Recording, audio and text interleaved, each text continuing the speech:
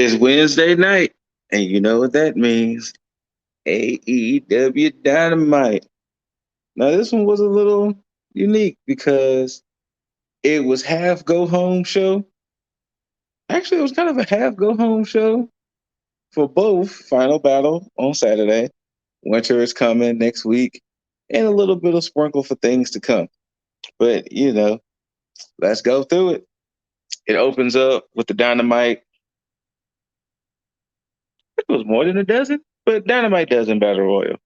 Um, some of the people that was in there: Matt Hardy, All Ego, Ethan Page, Lee Moriarty, um, Brian Cage, Ricky Starks, Jungle Boy Jack Perry, Butcher, not Blade, Butcher, um,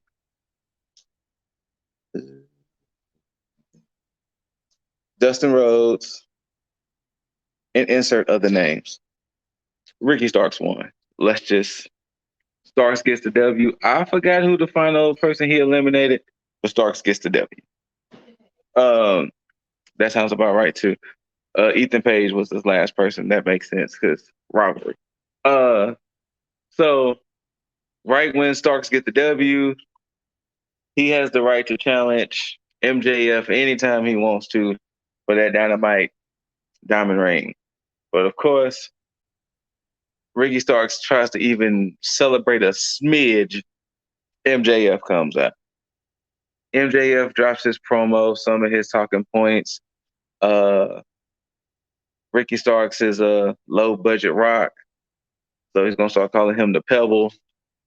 Other little things like that.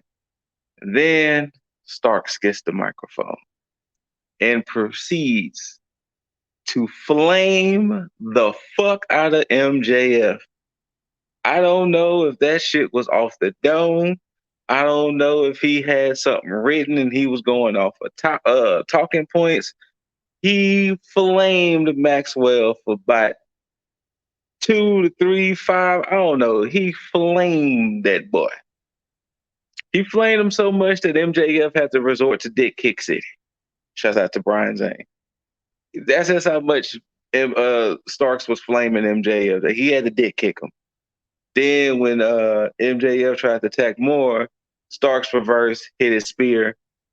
And basically what Starks going to do is he's basically doing all or nothing. So if Starks win, he gets the title and he gets the ring. We'll see how that goes as winter is coming. Mox had a little interview basically saying, the BCC is still a thing. We still a family. The BCC is going to win back the ROH World Championship and the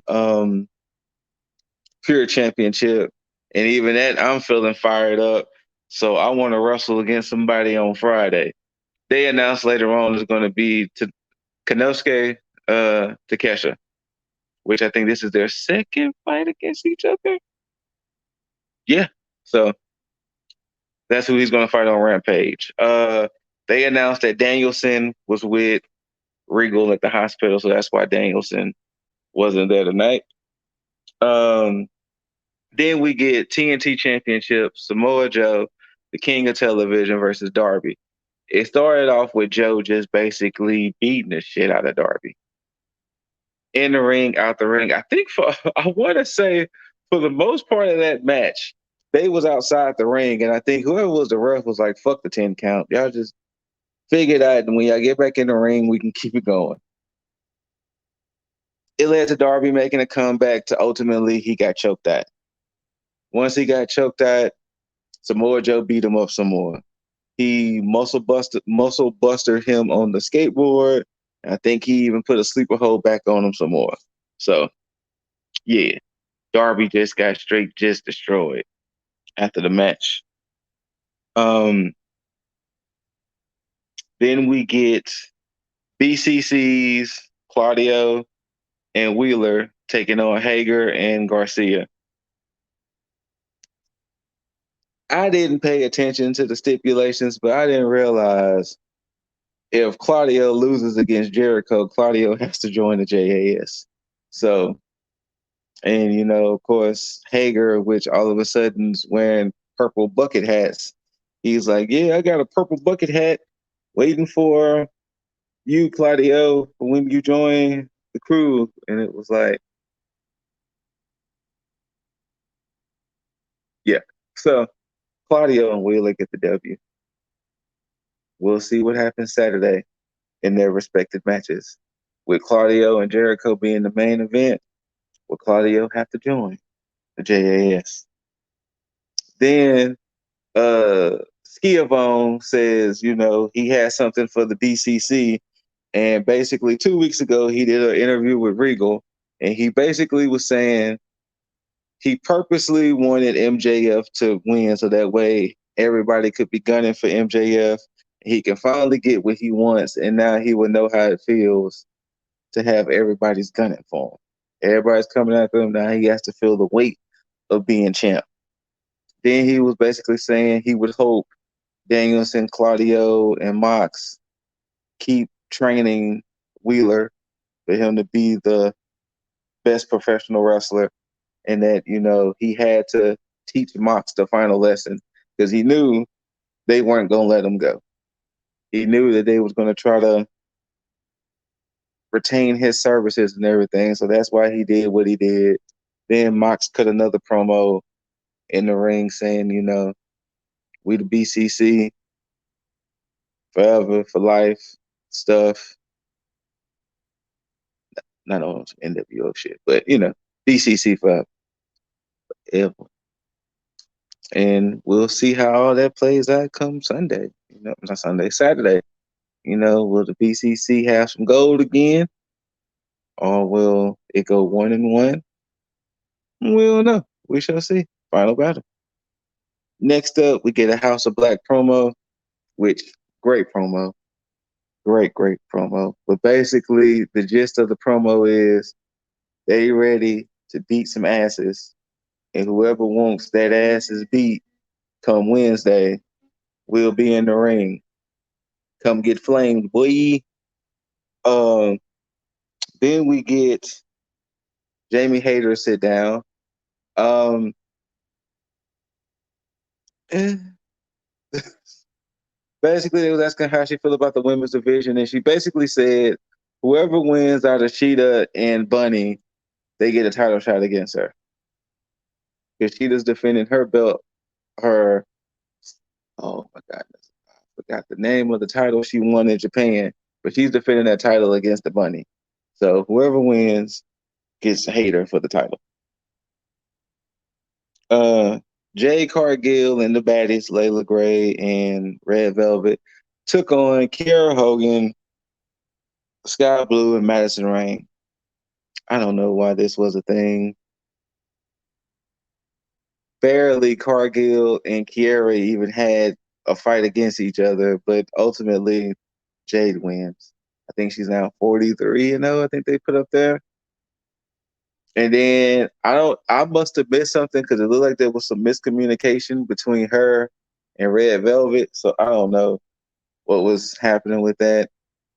It was very uninteresting, to be perfectly honest with you. I ain't trying to be mean about it, but it really was.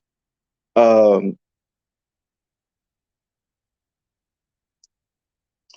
I think that's how you refer. Saraya had to try to have a little interview. Britt interrupts it. Britt was like, "Well, here's tickets to the January 11th show. So either you can be there as a fan or you can meet me in the ring." And she was like, "Yeah, I love to fight you." "Oh no, I didn't say it was just me. Don't forget, Jamie Hayter, the AEW Women's Champion, is like my bestie. So me and her against you and whoever you can find." Yeah, so I guess January 11th.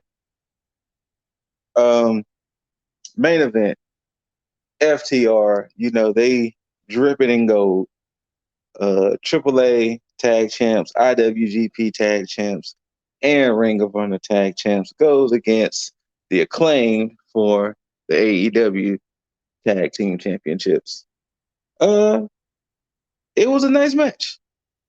I would definitely say this could have been a pay-per-view match, and if it would have been a pay-per-view match, it would have definitely had that slight excitement, but it definitely played into some parts to where it was like, wait, could FTR take this?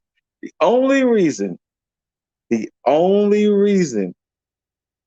I did not think FTR was going to take this because they kept teasing Jeff Jarrett and the gang going against the Acclaimed. And even, I think, on 2 or 3 different times, they showed Jeff Jarrett and gang watching the match.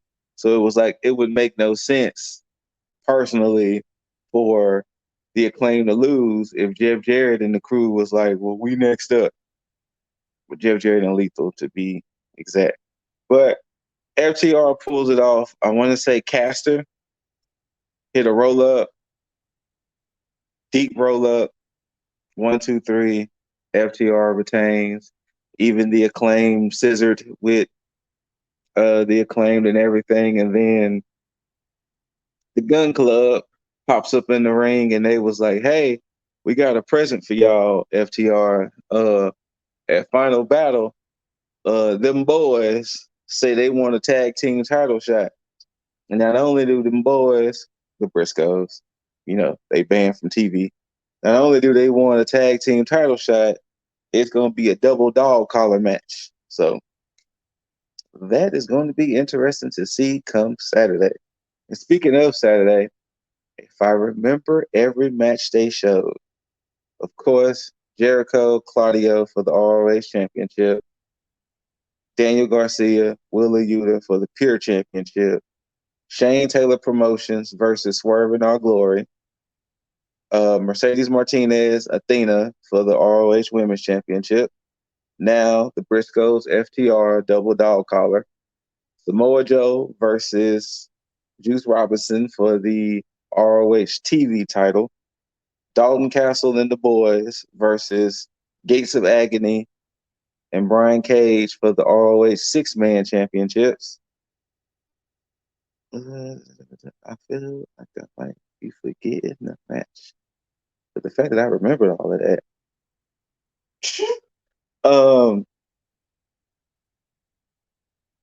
If I am, I want to say there was one, maybe 2 more matches. But I know they did also say that they're doing a pre-show, so there could be matches on the pre-show as well. The pre-show starts at 2, and the main show starts at 3. I think I am correct. But yeah, that was Dynamite. Like I said, next week we got Starks versus MJF, winner takes all. The 4th match in the best of 7 between the Elite and Death Triangle is happening at Winter is Coming. We're also going to get House of Black beating down someone at Winter is Coming. Rampage, they announced a lot for Friday. I can't remember everything on Rampage other than Takesha versus Moxley.